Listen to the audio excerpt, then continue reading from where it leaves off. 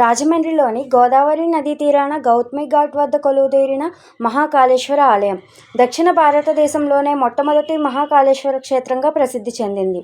అలాగే ఉజ్జయినిలాగా ఇక్కడ రోజు ముఖ్యంగా శివరాత్రి సమయంలో చితాభస్మంతో శివునికి అభిషేకం చేస్తారు. భస్మాభిషేకం నిర్వహించడం వలన ఇది రెండో ఉజ్జయినిగా పిలువబడుతుంది. వేకువజామున భస్మంతో అభిషేకం చేయడం ఇక్కడ ప్రత్యేకత. పవిత్ర గోదావరి నదీ తీరాన కైలాసభూమి పక్కనే ఈ ఆలయం ఉంది. 2 ఎకరాల విస్తీర్ణంలో 109 అడుగుల ఎత్తుతో గర్భాలయం, 75 అడుగుల ఎత్తైన గోపురాలు, ఆధునిక శిల్పకళతో నిర్మితమైంది. మహాకాళేశ్వరుడు ఆత్మలింగ స్వరూపుడిగా ఇక్కడ కొలువుదీరారు. ఈ గుడి ఆవరణలో ఉన్న మన దేవతామూర్తులను అందరినీ దర్శనం చేసుకొని, శివుని దర్శనం చేసుకొని ప్రశాంతంగా కూర్చుంటే మనసుకు ఎంతో హాయిగా ఉంటుంది. ఇప్పటి వరకు మీరు ఎప్పుడు వెళ్ళకపోతే వీలు చూసుకొని ఒకసారి వెళ్ళిరండి. అలాగే మరిన్ని మంచి వీడియోలు నా ఛానల్లో చూడడం కోసం సబ్స్క్రైబ్ చేసుకోండి. And thank you for watching.